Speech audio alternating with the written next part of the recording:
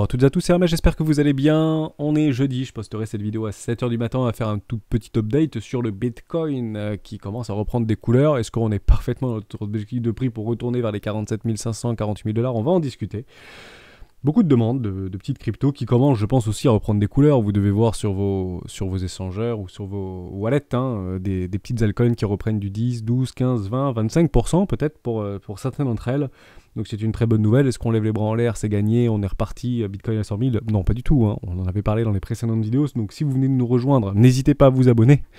Je le dis jamais, mais n'hésitez pas à vous abonner. On est très très nombreux à regarder les vidéos et peu finalement en parallèle à s'abonner. Mais si vous voulez avoir les petites actualités du marché, et notamment de l'analyse technique et chartiste tirée d'une stratégie des 4 rois que nous utilisons notamment sur le Discord des rois du marché, n'hésitez pas à vous abonner, c'est super intéressant et il y a beaucoup de personnes qui sont très contents en fait d'avoir ces petites vidéos du matin à 7h avec le café. Et merci bien évidemment à vous qui me suivez au quotidien. Vous me donnez énormément de force. Voilà, on parlera de quelques petites crypto-monnaies. J'essaierai de répondre à 2 questions. On va faire une vidéo un peu courte. On va essayer de la tenir en moins de 25 minutes. Ça va pas être évident. On commence maintenant.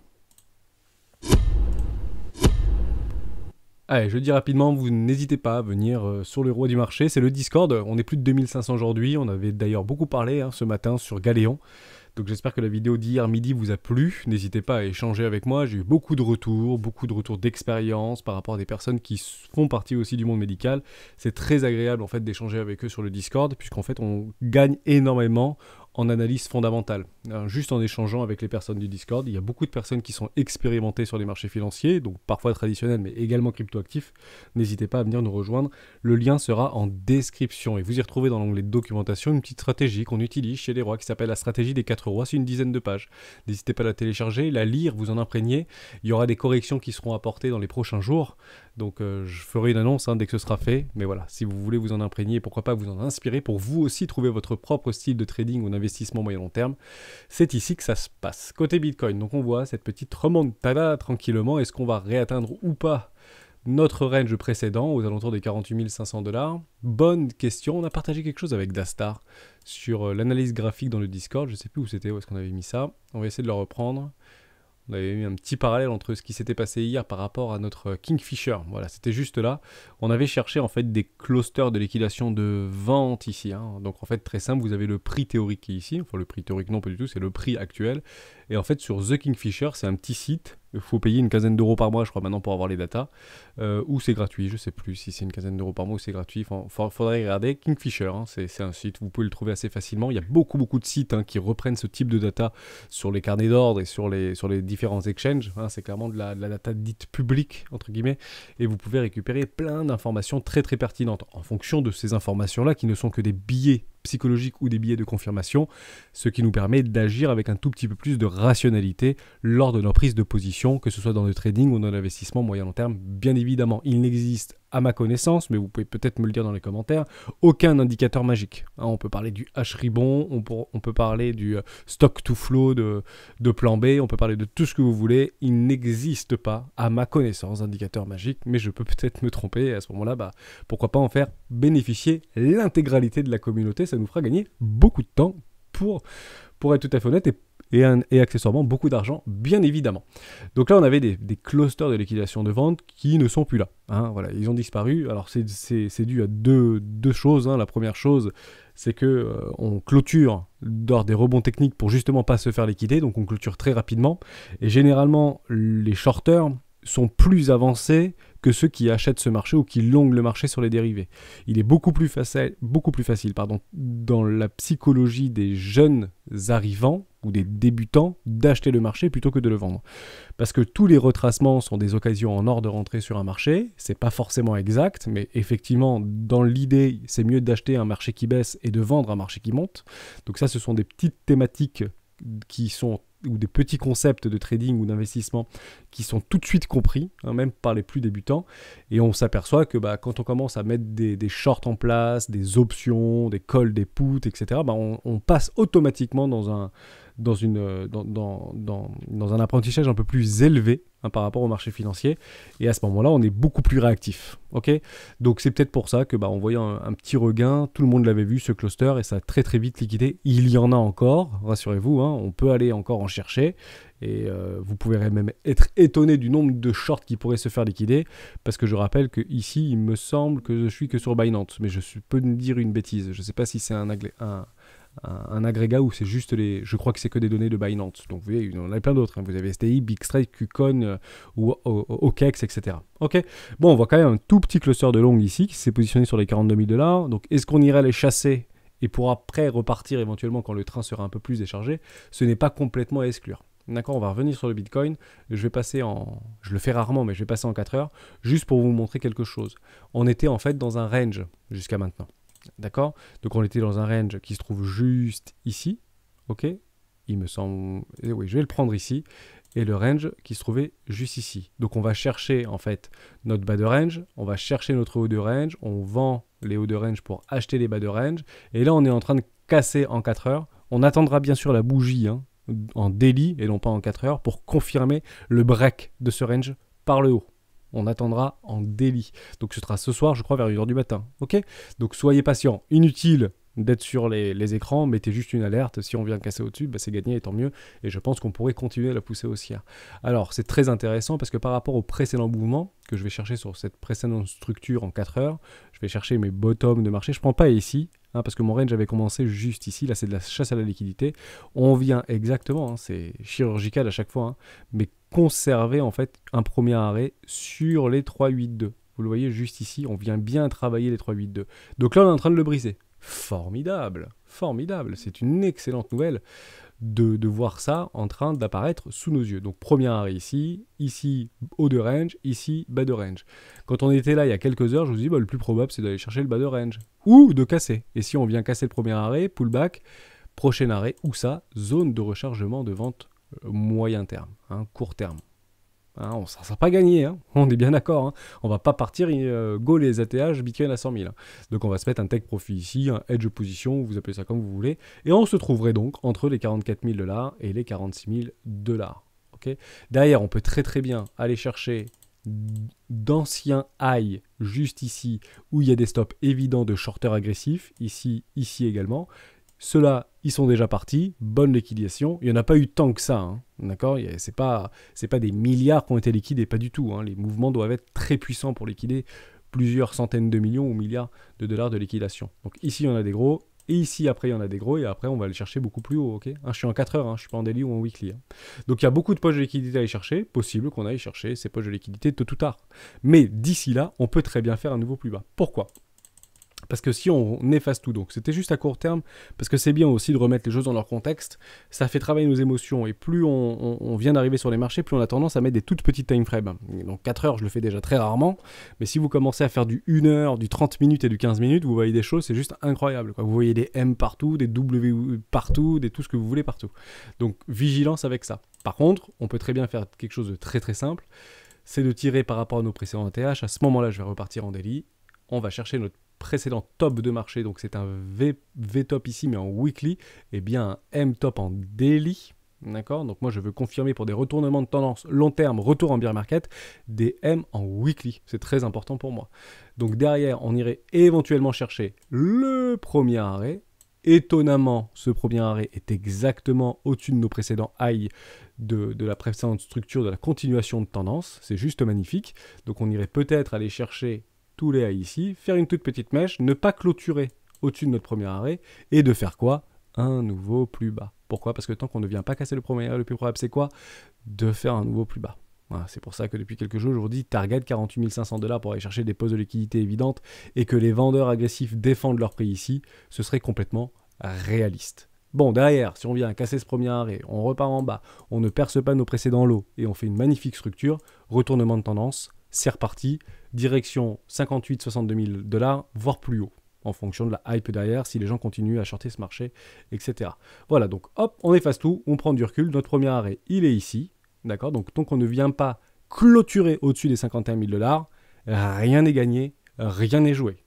Ok, voilà, juste un peu de recul, on s'énerve pas, on ne fait pas jouer les émotions. Est-ce que c'est un mauvais placement pour rentrer? On me pose beaucoup la question sur le Discord et sur YouTube, est-ce que ici c'est le bon moment d'acheter? Alors en fait, c'est toujours le bon moment d'acheter dans la descente. Où que vous soyez, dans cette, on en parlait juste avant, là, au début de la vidéo, tous les concepts d'investissement, c'est clairement, et le principal, c'est j'achète dans la descente et je vends dans la montée. Voilà, ça c'est un concept très simple. En somme, dès que vous achetez dans le rouge, c'est pas une mauvaise chose. Après, vous avez des retracements théoriques, premier arrêt, 3-8-2, etc. Bon, mais dans l'idée, acheter dans la descente et vendre dans la montée, vous faites déjà partie des 30% d'investisseurs moyen long terme ou traders qui ont compris le mécanique. D'accord? C'est très très important. Hein. 70% des gens ne font pas ça. 70% des gens achètent dans la montée et vendent dans la descente. Et généralement au pire moment. Et achètent généralement au pire moment. C'est très très important de bien comprendre ça. Je vais juste faire un tout petit parallèle. Et on va essayer de ne pas tenir la vidéo trop longtemps. À quel moment on va vraiment commencer à parler du Bitcoin? À quel moment il y a énormément de nouveaux venus qui vont rentrer sur ce marché, mais de façon extrêmement massive. Et je dis bien de façon extrêmement massive. Ça s'est passé une seule fois sur le Bitcoin. Hein, cette euphorie incroyable autour des cryptoactifs et notamment du Bitcoin, ça s'est passé qu'une seule fois. Je vais vous dire c'était quand. Peut-être que vous y étiez. C'était en 2017, au moment où on vient clôturer les 10 000 $. Donc regardez ce qui se passe lorsqu'on vient à clôturer et qu'on vient taguer les 10 000 $. Juste ici. Il y avait déjà une accélération du cours. Ok, mais à un moment où on clôture et on passe les 10 000 $, c'est des semaines, mais c'est juste incroyable. Le machin, en 2 semaines, il fait x2. Ok? Il fait x2 en 2 semaines. Donc, c'est clairement un prix psychologique, les 10 000 $. Vous imaginez un Bitcoin à 10 000 $, alors qu'en fait, il est parti quelques mois avant, il était aux alentours des 1000 $ ou des 100 $ ou des 500 $. Ok? Et on était déjà re-rentré dans un bear market. Hein. Je ne sais pas si vous vous souvenez sur cette magnifique structure en W-Weekly. En M-Weekly, pardon.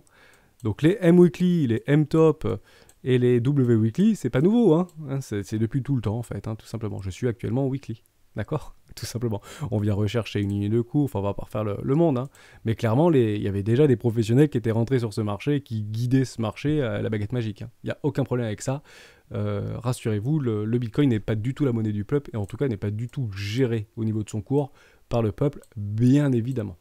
Bon voilà, c'était juste pour vous montrer ça. Donc en parallèle, à quel moment on aura en fait une arrivée massive comme rarement vous avez vu sur des cryptoactifs? C'est extrêmement simple, c'est le jour où on arrivera à 100 000. À ce moment-là, et je dis bien à ce moment-là, le monde entier regardera Bitcoin. Tout le monde.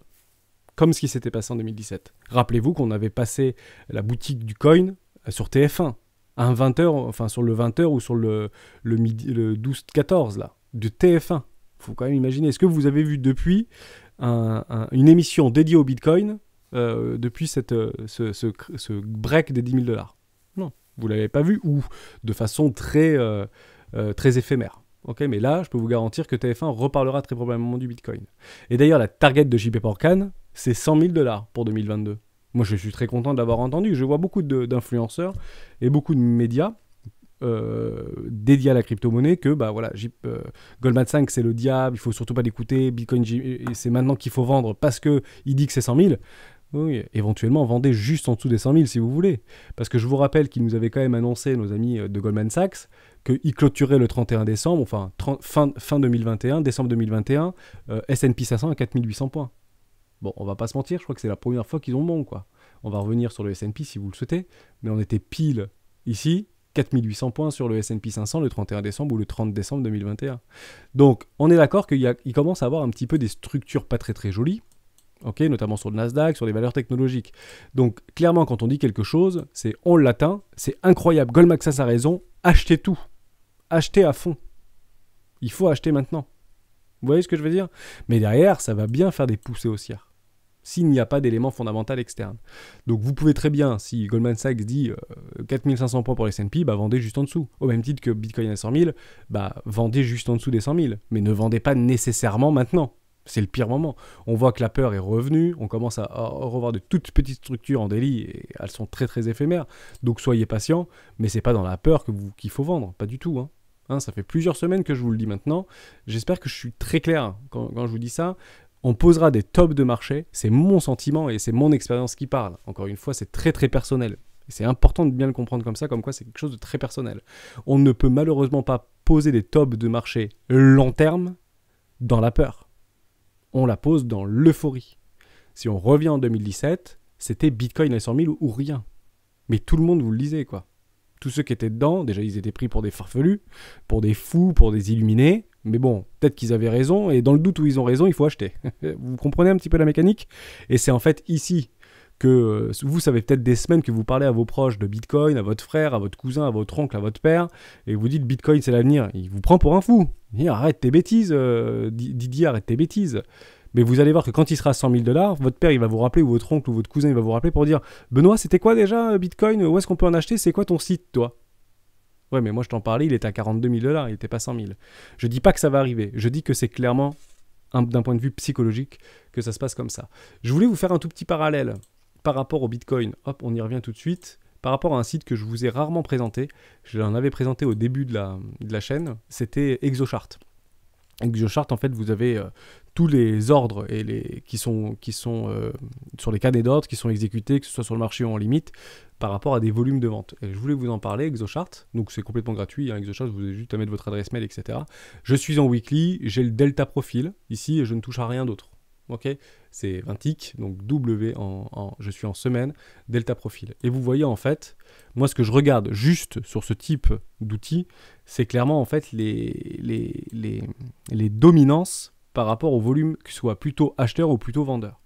Et on voit juste là, je suis sur Binance actuellement, donc vous en avez d'autres, hein. Vous avez Binance, vous avez Bittrex, vous avez Bybit, OKEx, FTX. Bon, je prends Binance, pourquoi? Parce que c'est logiquement là où il y a le plus d'ordres qui sont échangés.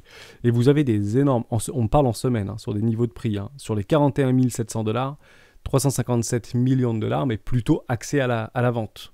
Hein, c'est à la fois vente et, bien sûr, il y a les deux, hein, il y a acheteur et vendeur, mais clairement, on est plutôt là sur l'USDT, d'accord, plutôt sur de la vente. Et on voit des énormes clusters, 575 millions, c'est quand même beaucoup, qui sont plutôt à la vente. Et en fait, on vient piéger ces vendeurs-là, hein, qui sont notamment sur les dérivés.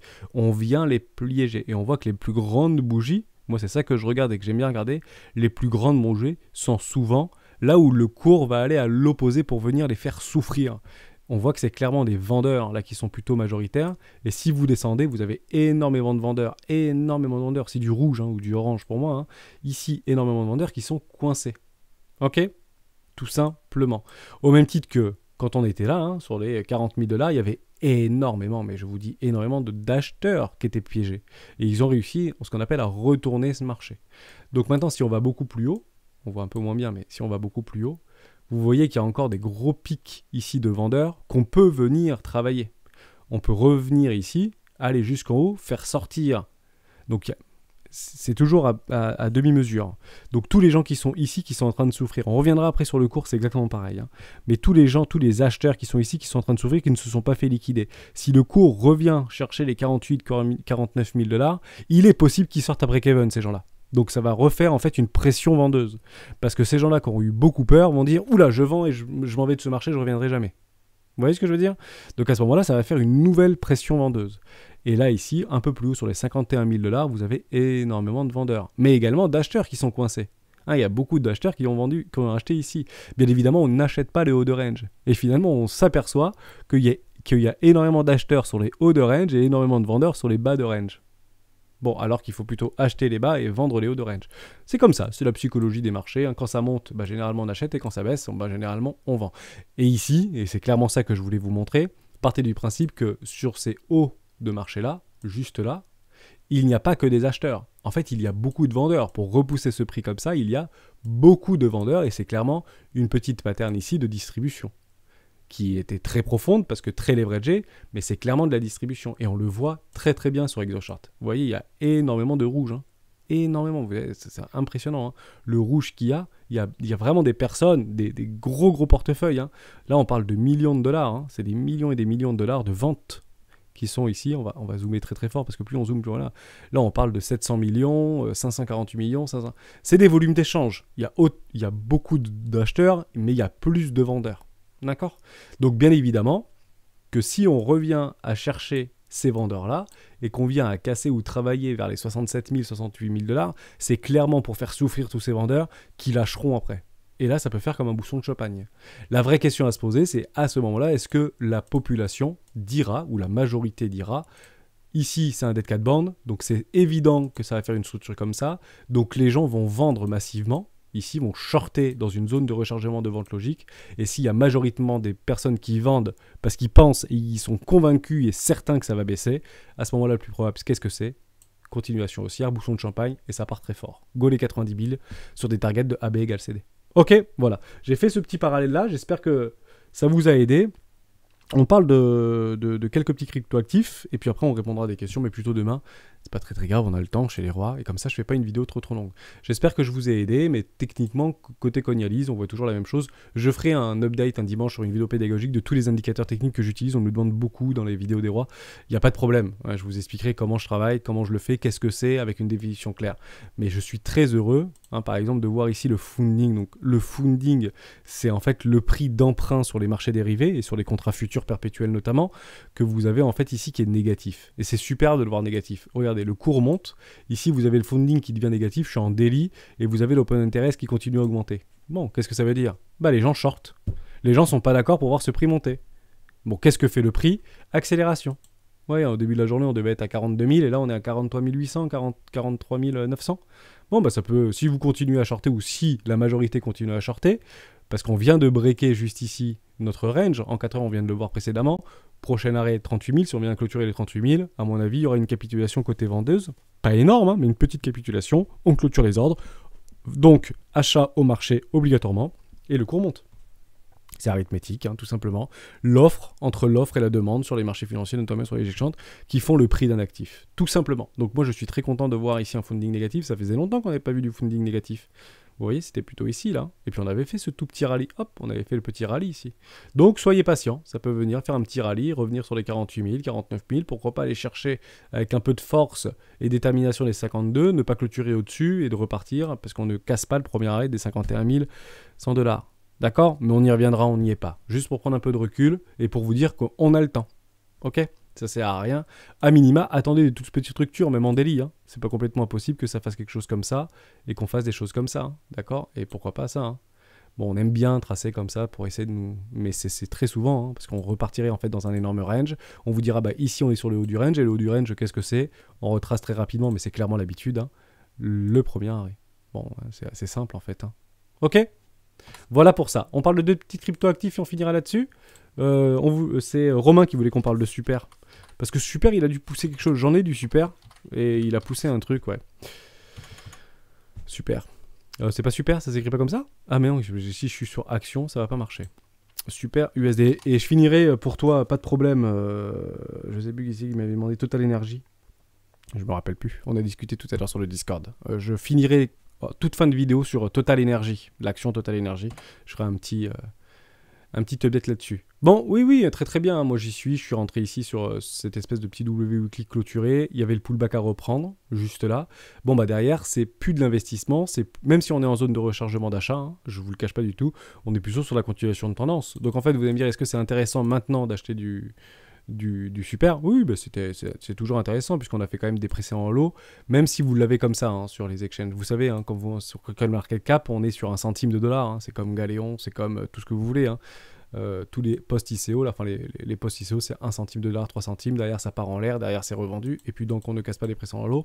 Pour moi, c'est une début de parabole. Ça a monté. Mon ordre de vente à 50%, c'est 3,49 $. Oui, je pense que ça va atteindre les 3,49 $ en cas de reprise haussière et la cassure du premier arrêt. Et on a bien vu ici, tant que ça ne casse pas le premier arrêt, le plus probable, c'est quoi ? C'est de faire un nouveau plus bas.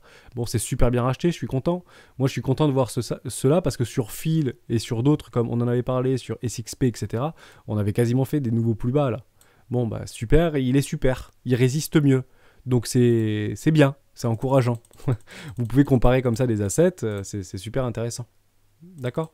Donc oui, très intéressant pour investir dans ce type de token. On est clairement dans... Je vais le prendre ici parce que cette grosse bougie-là, elle n'était pas validée. Si je l'ai mis comme ça, c'est qu'elle n'était pas validée. Je vais déjà tracer. Hop, donc première classe. Classe éco juste ici. Je ne l'ai pas retourné, hein, mais vous comprenez un peu l'idée. Classe éco, là. Donc on est dans une première classe actuellement pour super. Sans problème. Hein. Moi, je l'ai pris très très bas, donc je ne le reprends pas. Je ne lisse pas mes achats vers le haut, je lisse toujours mes achats vers le bas. Donc, mais pour vous, pas de problème. Hein. Moi, j'y suis. Donc, je vais regarder un peu le fondamental. Je crois que c'est super, c'est pas une espèce de streaming un peu musical blockchain. Je sais plus, je crois que c'est un truc un peu comme ça, non?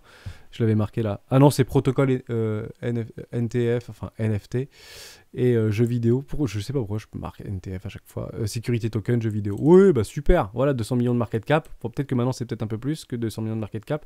Et le plus bas c'était 1 centime de dollar. Plus bas 1 dollar?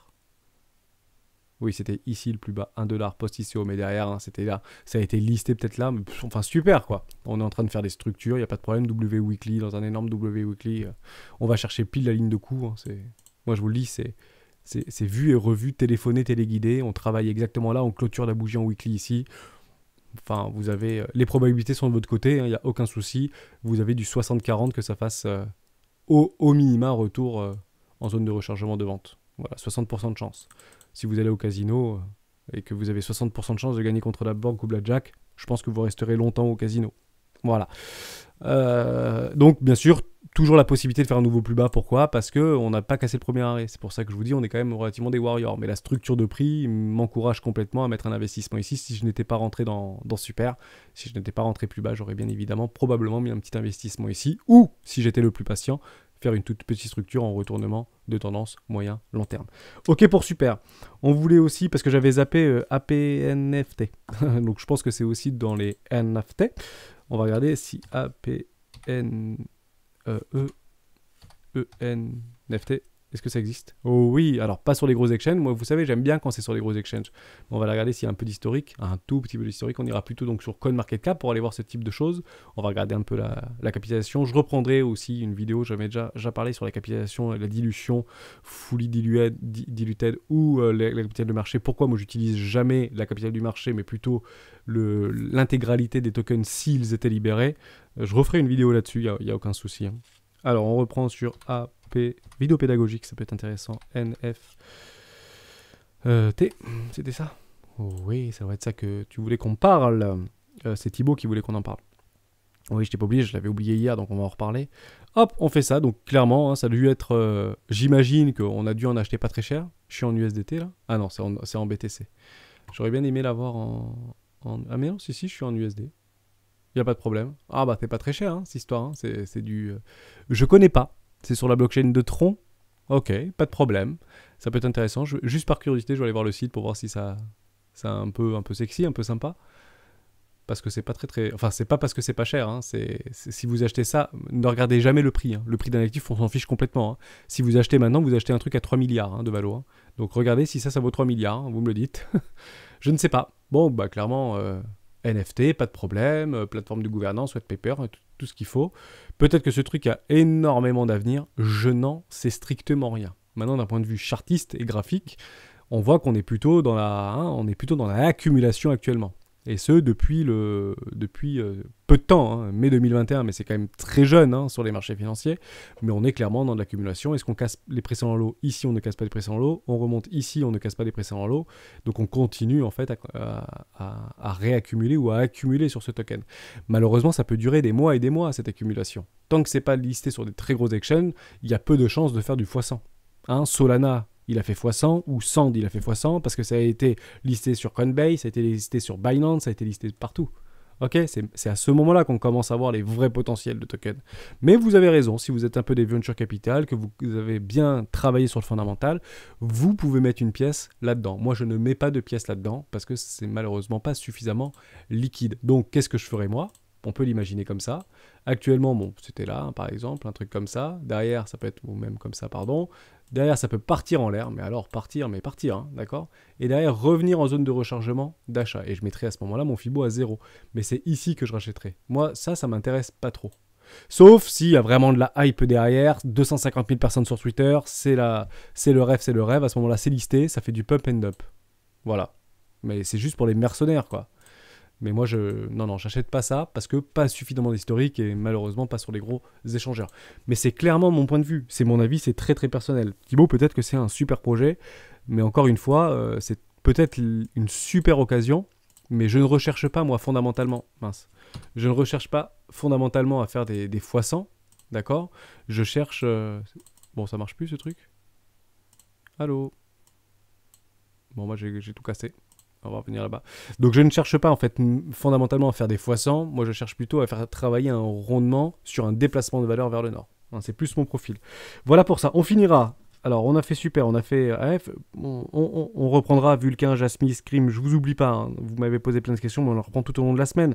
Parce qu'on a le temps, il n'y a pas de souci. Total Energy, pour en parler. Ouais, Total Energy. Je sais plus, c'est qui m'en a parlé. C'est Thor64, je crois. Je m'excuse si c'est pas ça. Je crois que c'est Thor qui voulait qu'on en parle. Alors, Total Energy, c'est clairement une action de garde. Hein. C'est une action qui donne du rendement, qui est dans un énorme range depuis, on va dire, la nuit des temps. Ça fait du fric, c'est la première entreprise européenne qui a le plus d'argent, il me semble, encore aujourd'hui, je peux peut-être me tromper. Ça a un PER, je crois, de 25. Si on prend la capitalisation par rapport aux bénéfices net, c'est 25. Si on compare Total à Apple, c'est à peu près la même chose, c'est un PER de 25. J'en avais parlé dans les premières vidéos des rois. Je ne sais pas si vous avez vu la playlist des 20 premières vidéos, j'étais beaucoup rentré dans la psychologie, dans les calculs, donc, ou pas, c'est quand même très très accessible, il n'y a aucun souci avec ça.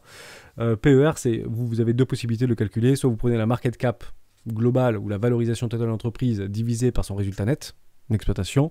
Donc je crois qu'actuellement, Total, ça doit être 170 milliards ou 120 milliards de valorisation, je crois, et un résultat de 6,4 milliards ou 7 milliards. Donc voilà, ça fait un PER grosso modo de 25, c'est 25 fois le bénéfice net. Vous avez une deuxième possibilité, c'est la valeur de l'action, c'est le bénéfice par action divisé par la valeur de l'action divisée par le bénéfice net par action. Et là, à ce moment-là, c'est 8.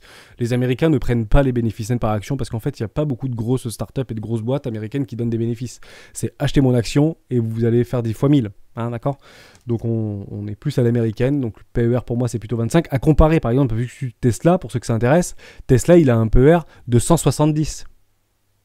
Donc si vous voulez dire, est-ce que c'est intéressant d'acheter du Tesla maintenant, si d'un point de vue juste rationnel par rapport aux investisseurs sur les marchés traditionnels, bon, un PER de 25, c'est plutôt équilibré. On a beaucoup d'actions du CAC 40 qui sont plus près des 15-18. Donc c'est pour ça qu'on dit souvent que le CAC 40 il est un peu en retrait, un peu en recul, un peu délaissé, parce qu'ils ont un PER un petit peu moins élevé que les entreprises allemandes notamment, ou bien évidemment les entreprises japonaises.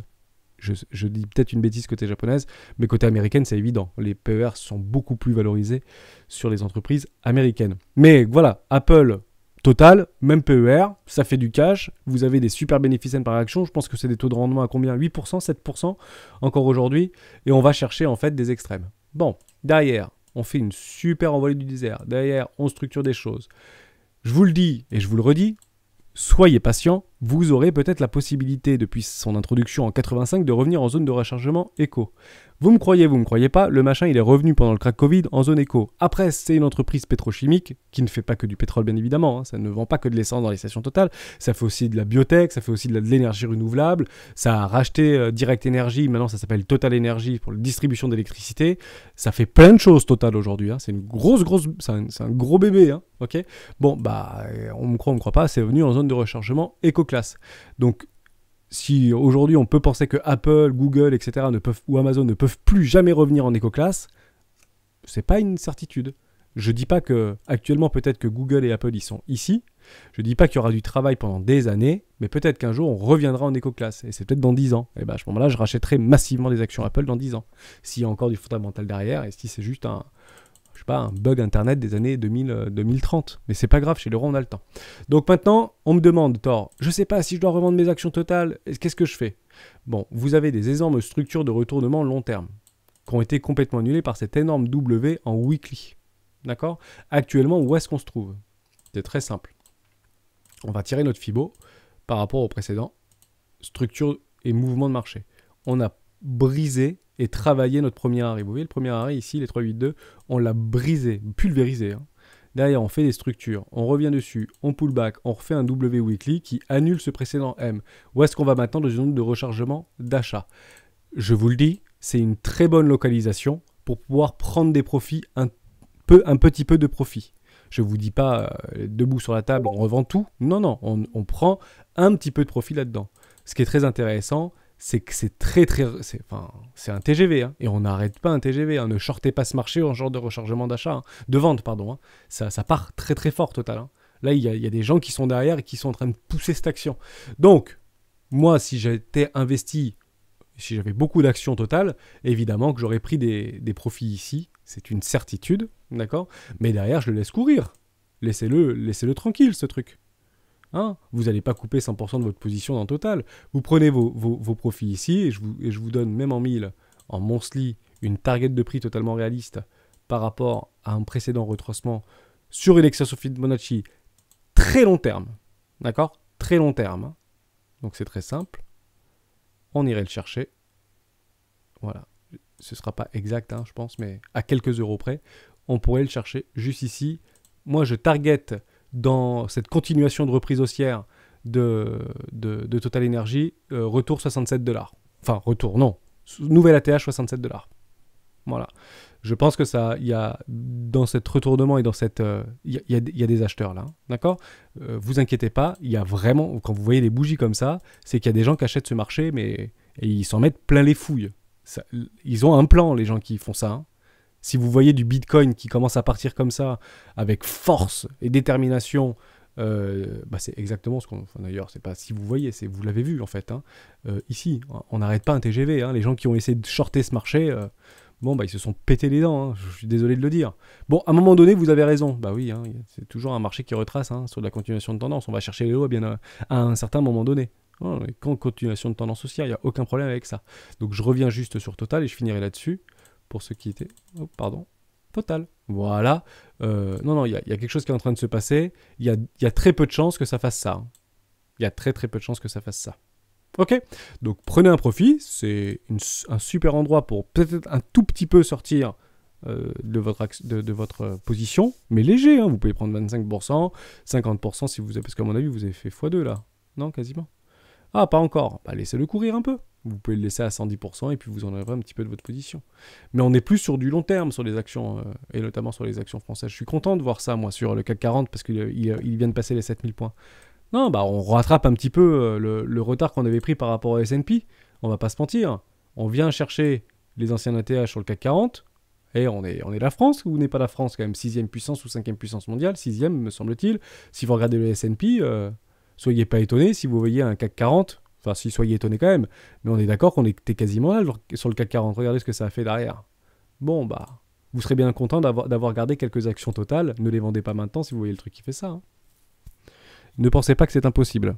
Hein, parce que Bitcoin, à l'époque, quand il était à 100 $, de le voir à 64 000 $, je pense pas qu'il y avait beaucoup qui avaient dit c'est possible. On y croit.